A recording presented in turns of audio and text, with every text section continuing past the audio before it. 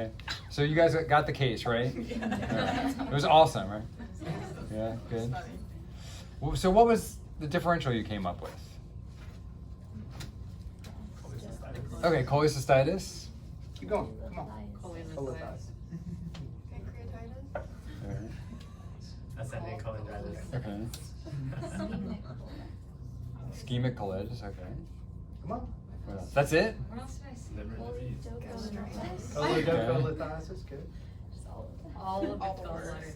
All the gallbladders. How are they different? Like presentation stuff? Well, just what we said: cholecystitis, colidocolithiasis, cholelithiasis. How are they different? So cholelithiasis is the stone in the gallbladder. Okay. Colidocolithiasis is the stone is moving with the Okay. What was it? Cystitis is just the irritation and Okay. inflammation. So, and we'll talk a little bit how you can see some of that by ultrasound. That's it, you guys. Pretty limited differential, right? Pancreatitis. What other? Biliary colic. Okay, that's different than all the other gallbladder stuff. Good. So, partially what you're running into, right, is this problem. So we were talking a little bit about anatomy before. Since you guys have forgotten most of your anatomy already, right? But if you remember back to anatomy, just vaguely, the fact that there's just a lot of stuff in the abdomen, right? And the problem with abdominal pain is that all of this, there's things that can go wrong with all these things, and most of them present with a grumpy old person who's just like, it hurts, I don't know what's wrong, right? So the question is, how do we sort through that differential in a way that makes sense, okay? And then not only do we have this stuff, but what else? What am I leaving out? This is all, so I'm leaving out all the stuff behind the stuff, right? So what's this stuff? Retroperitoneal, okay. So what did we do last time that helps you differentiate intraperitoneal versus retroperitoneal? What ultrasound is that? Yeah, so fast exam. That's not what so what's the fast exam for? Fluid, where? In the peritoneum, right? But by definition, if you find fluid in the peritoneum, right, you can find the border of the peritoneum with the retroperitoneum. So we didn't explicitly spend much time on that, but just realize that when you're thinking about abdominal structures, one of the things that fast exam helps you do is differentiate intraperitoneal versus retroperitoneal. So kidney is what? Retroperitoneal. Liver?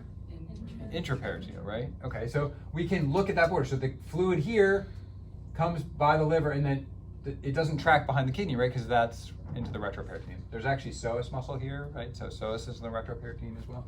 Okay, and when we're looking at the fast exam, we're looking for what? What's all that? Fluid, right?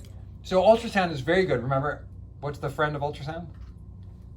Fluid, right? For fluid. So we're looking for fluid. So we can take advantage of that with lots of abdominal pain and lots of structures in the abdomen. Now, we're not going to go through all of these in the sense that you have to memorize them, but just thinking about how we can leverage that ability of ultrasound to find fluid, okay?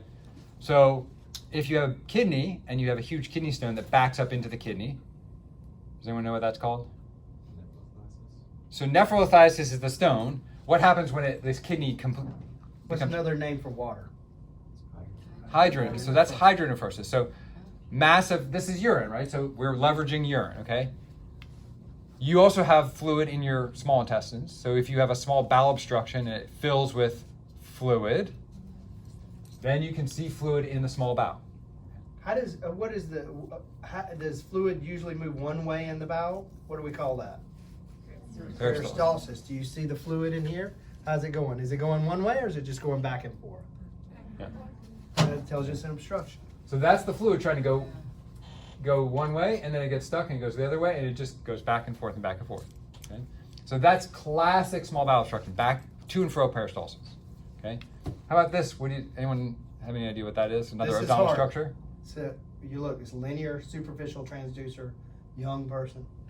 What do you think that might be? Right lower quadrant pain. It's a tube. Appendicitis, yeah. So what's the fluid in this? If it's appendicitis? Pus, yeah. Right, so we can have urine, we can have stool, we can have pus, we can have blood and urine in the bladder. So that's a bladder with a big blood clot in it. And that's a Foley balloon right there. That's a tube to drain it out. So if that person is in urinary obstruction, right, their bladder's not draining, so their bladder gets distended, and then they have tons of abdominal pain. So just to give you a sense of, you can use ultrasound to help you find fluid where it shouldn't be, in lots of different places in the abdomen. Okay? This is what we want you to start thinking about clinically is, clinically, if I have an ultrasound probe, what are the things that I could see as a clinician? What are the things that may be more challenging? So you could do an ultrasound to look at cirrhosis of the liver, and there's really fancy ways to do that. That's pretty difficult, but finding fluid where it shouldn't be, pretty straightforward, okay? So we're doing gallbladder today, so let's talk about how that helps us with gallbladder, okay? So for those who had trouble, how many people had trouble finding the gallbladder so far? All right, so where's the gallbladder anatomically? Right upper quadrant, and it looks like it's underneath the liver, right? By ultrasound, the gallbladder is not underneath the liver. So do not look for the gallbladder underneath the liver. So one of the things I've told every group so far is, an important dictum in ultrasound is never look for the structure you're looking for, okay? Never look for the structure you're looking for, because you're gonna spend all the time looking for the gallbladder, right? So what is something that everyone has that's in the right upper quadrant? A liver. Everyone has a liver, okay? And it's always in the right upper quadrant, okay? So if you say the gallbladder's in the liver by ultrasound, then don't look for the gallbladder, look for the liver, okay? What other nice vascular structure sits in the liver that has to be near the gallbladder? The portal vein, right? Because the gallbladder has to empty into the biliary duct, so it has to be close to the portal triad. So you find the liver, you find the portal vein, and then if you can identify those two structures, you can start to find the gallbladder. Now, how did we tell you, what did the portal vein look like? How is it different than the hepatic veins? How do you know the difference by ultrasound? Portal veins have, not straight lines, but have bright walls. And remember we told you how to remember that. So remember, we eat a bunch of junk fat and all that stuff. So the portal veins bring that blood with all that fat and stuff back to the liver to get detoxified, so it gets in the wall, so it makes it bright. Your liver cleans it up, and it sends clean blood out, which is these dark lines. They look like veins without circles, right? Without walls, right? So dirty blood comes in and makes the walls bright. That's portal veins. Clean blood comes out hepatic veins. Those look like they have no walls. So we can look anywhere in the liver and find these bright wall structures anywhere. And we follow them all the way until it comes to one. As it exits the liver, the neck of the gallbladder is always there. And then the gallbladder should be, if you haven't just eaten, right, should be full of what? Of fluid, right, bile. So that's the other thing. So you have fluid-filled gallbladder, okay? So some of the things that can go wrong with the gallbladder, so someone said cholelithiasis. So what's cholelithiasis? Stone, okay? So pretty easy to see a stone in a gallbladder. And you can also see portal vein. What's that? What do you think that structure is sitting right on top of the portal vein? Okay, so yeah, cystic duct comes, right out, and then common bile duct. Essentially, at that point where it's right above the portal vein, most of the time you're at the common bile duct. But you're right, where it's coming out of the gallbladder is your cystic duct. For all intents and purposes, by ultrasound, telling the difference between where the cystic duct ends and the common bile duct begins is virtually impossible. So you can call that the common bile duct, even though there are parts that are more technically the cystic duct. So do you think this person having any pain? That stone? No. So that's cholelithiasis, right? It's just asymptomatic, that's sitting around. So when would that cause problems? So it gets stuck. So that's a big stone. So where might it get stuck? Okay, so it can get stuck in the cystic duct, still pretty small, right? Or it can get stuck at the neck of the gallbladder. Does everyone see that big stone there? So big stone, that's the gallbladder. So why is this person having pain? Yeah, bile kinkouts. What's the gallbladder doing? It's contracting against a fixed obstruction, right? That is symptomatic cholelithiasis, okay? So they're having pain, okay? Now, if they're smaller stones and they're passing them intermittently and they're having kind of these brief episodes where they're, and they pass a stone and they get better, what's that? Biliary colic, right? Yeah, so this is a big obstructed stone, but you can have smaller stones. You can imagine that they can pass those, but this one's not going anywhere. When this bile sits around here for a while, nice warm fluid-filled environment, what happens next? Bacteria. Okay, so bacteria get in the bile, and then what follows the bacteria? Inflammation. From what? Okay, reaction. What's from? Immune system. What specifically? What?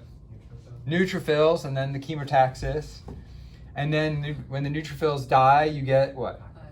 Macrophages, and you get pus. And pus is what color on ultrasound? Black, right? It's just fluid, right? For our purposes, it's fluid. So again, just thinking about, okay, now I have fluid collecting in the gallbladder. Now, how do I tell the difference between pus in the gallbladder and bile? I can't really, but I can tell inflammation. So does everyone see how thick the gallbladder wall is here?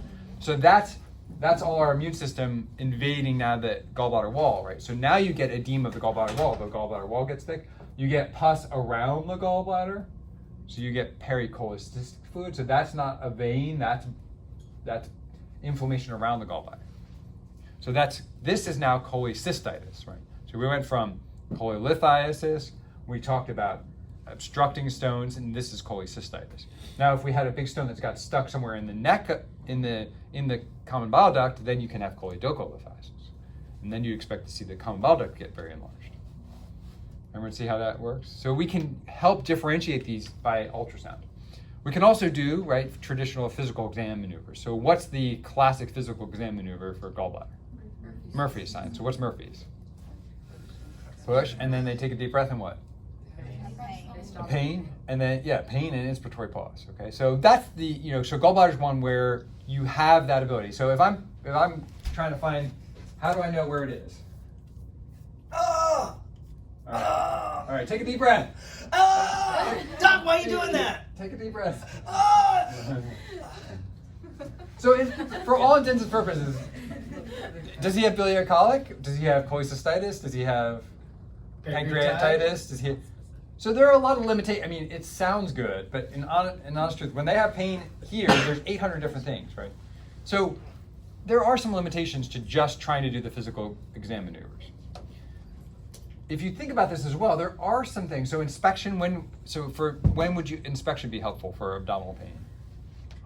Trauma, yeah, exactly. Yeah, that's right. So yeah, if there's a knife sticking out of the right upper quadrant, yeah, or even ER doctors can do that. Yeah, I can do that. Yeah. Well, what about where a knife has been? Yeah. It's mostly a scar. Yeah. See, we see people all the time. They're like, "Did you have your gallbladder out? I don't know. Appendix out? I don't know. What's that scar from on your belly? When I got my appendix out." Yeah. Do you have any medical problems? No. What are all these scars? Oh, well, they had to take out half my colon because I had colon cancer, and so yeah, scars can help you. Bruising can help you. Things like people can have the knife might not be there anymore, but just a stab, a stab wound. So that definitely can. How about auscultation? What do we use auscultation for in the bowel sounds? Not helpful very often, honestly. Right? So listening, have you guys done this? Have you been able to tell the difference between tinkling bowel sounds and no? All right. Okay. So yeah, but you can put an ultrasound on there, and I can see the bowel moving or not. And percussion. So percussion, what do we use percussion for? Okay, so fluid wave, right? What else do we use percussion for? Size of things, okay. Or you can do what? Take an ultrasound, you can find the fluid, right? The ultrasound is just literally, what is percussion? It's just the old-fashioned way of ultrasounding, right? So you can just use the ability of sound reverberation, but you can actually see it rather than trying to figure it out. Don't tell Dr. Brown that. Percussion is almost never. But then palpation is really where we rely on things. Yeah. She's already getting mad at me for a while. She can hear us. Yeah. Palpation. But palpation is what we rely on, right? But as we just talked about, it's still not very specific. And there's also another important structure that we've kind of left out of this list. So can anyone think of another important structure that you might that's in the lab today that you might want to evaluate for some aorta, right? So those things don't tell us very much about the aorta at all. But in terms of things that are important to know about in an older person with smoking who has high blood pressure and is coming with belly pain, it would be nice to know what's going on with their aorta. So what are the main things that can go wrong with the aorta? Dissection and atherosclerosis, okay, and aneurysm, right? So what's the difference between aneurysm and dissection? Okay, so bubbles out and it's bigger. Why is it bigger? What's going on? Like Wall. What's okay? What's in the wall? We'll get to that. Yeah. What are the 3 layers, right? Interna, media, and Intimal, medial, Media and it's an adventure. Adventitia. Yeah. Right. So an aneurysm is a dilation of all 3 layers. Okay. Right. So you dilate all 3 layers in an aneurysm, or a saccular aneurysm. You have a kind of, this is uniform dilation. This is a kind of bulging out. Or why would we call this a pseudoaneurysm? It's not all 3 layers, right? So you had to memorize that there were 3 layers. But this is why it's important, right? Because so at some point, what happens with it? It gets too big, right? Okay. So knowing how to measure an aorta is very valuable in terms of looking for an aneurysm. So for those who were in the lab already, how could you find the aorta? Yeah. Pretty easy or not? So what did you do? What did you look for? pulsation. Pulsation. All right. You look for the aorta. I told you, never look for the structure you're looking for. Okay. So what is something that everyone has? Spine. So don't look for the aorta. Look for the spine. Okay. When you guys are having trouble finding the aorta, and I promise you, there's going to be some bowel gas you're going to have trouble finding. So remember, the spine tells you the back. So anterior, posterior, and liver tells you right and left. So how do we do this? We go spine, 2 tubes running up the spine. One going through the liver is the IVC. That means that's the aorta. Always. Okay. All right. Ready? All right. So what's this? Spine. What's this? Aorta. What's this? Liver. Uh-oh. So if that's liver, what's that? Yeah. That's aorta. There's aorta over there. See, we try and teach you not orientation, but you still have to figure out what things are. So spine, liver, IVC, aorta. So what did I do? I just flipped the probe. So I just flipped the probe 90 degrees, right? And so now the liver's on the wrong side of the screen. So that's part of knowing those anatomic orientations and anatomic relationships will really help you make sure you don't get messed up. That's also why we tell you make sure you keep your probe orientation correct, because you can get fooled very easily. And this has happened before. People just miss things because the probe's backwards, they don't realize it, and they're just ultrasounding the wrong structure. So spine, and then liver is on that side, and then so there's aorta. You can actually see my celiac coming off here. All right. So that's going to help us when we do looking for aneurysm, right? Because we're going to measure for dilation. Okay. So if I see something that looks big and dilated, what's that called? So that's So you can dissect an aneurysm, but in general, when it's this big, that's what we call an aneurysm, right? And we'll talk about what the difference is. But I want to make sure that I see spine below it. We've had cases where people ultrasound as a big distended bladder, and they decide it's AAA because they don't look for the spine behind the aorta. So there's big AAA and spine. So how do you know at what point we said there's a risk of rupture? How do you know? Because you're going to measure the aorta today. At what point should you start getting nervous that maybe you're going to have a ruptured AAA? So they're actually size measurements in terms of at what point do you start to worry? At what point do they need to be referred to surgery? Anything less than 3 centimeters is normal. Okay. And then when you get to about 5 to 5.5, that's where you start to say they need surgery sooner rather than later. So you have this nice gray zone here between 3 and 5 where it's a problem, but it doesn't necessarily need intervention. So people can walk around with 4 centimeter aortic aneurysms for their entire life and never need anything done. Pretty high risk intervention, right? Trying to repair someone's aorta isn't without risk. So you don't want to just go in and repair everyone just because they're a little aneurysm. So here's another one. So in terms of what we said they rupture, where would you imagine an aneurysm could rupture? It gets bigger, bigger. So the wall gets weaker. So here's an aneurysm. Where is that bleeding into? Going back to our very first idea of what the fast exam helps us do.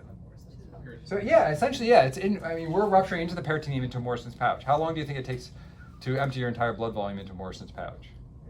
2 minutes. Yeah, 30 seconds. Yeah, with this, 30 to 45 seconds to get all that blood in there, right? Your peritoneum can take your entire blood volume.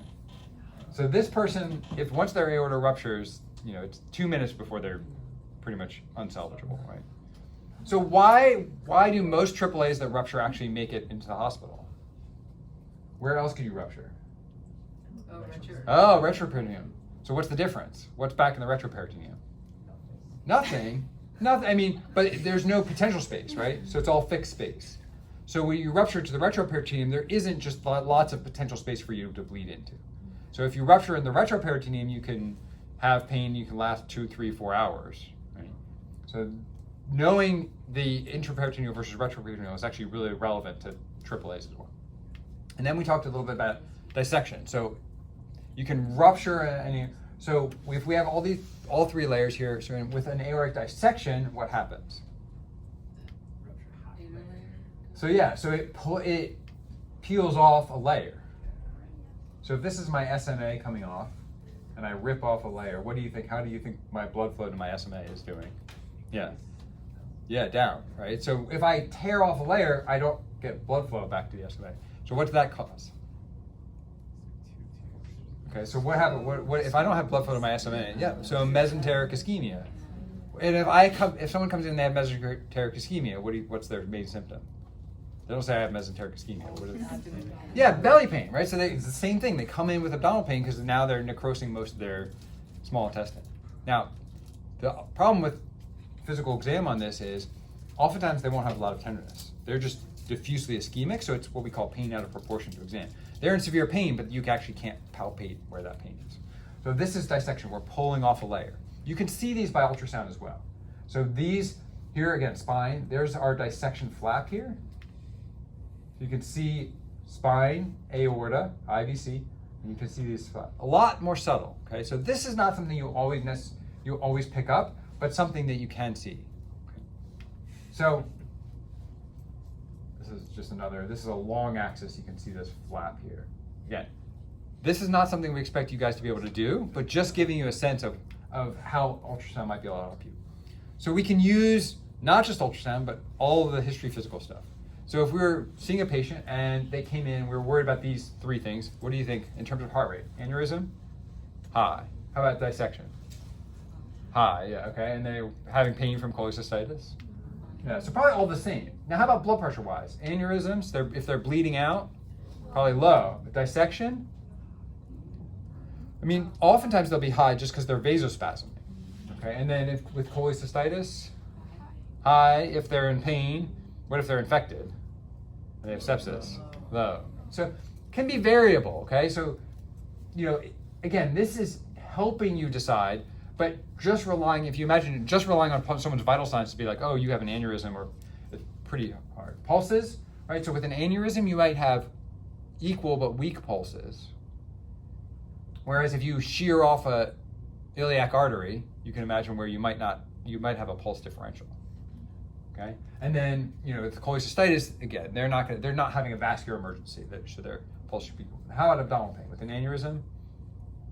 What do you think? Do they have pain? Yeah. Any other classic physical exam finding that you guys learned in terms of aneurysms? What's that? I mean, oftentimes you won't necessarily hear a bruit. You theoretically could. But they can sometimes have a pulsatile abdominal mass, okay? And then we talked a little bit about dissection, right? Abdominal pain and dissection. And we also talked about that cholecystitis, right? So you might have some pulsatile mass. You often will have no tenderness, no real good signs of dissection in terms of your abdominal pain. And then classic Murphy sign. So you can use these things to kind of help guide you, but ultimately the ultrasound is going to help a ton in helping you refine that differential. So hopefully this is helpful in you guys thinking about why would you want to do this. You're going to spend a lot of time ultrasounding for the next couple hours just thinking about how would you actually use this in a patient who has undifferentiated pain.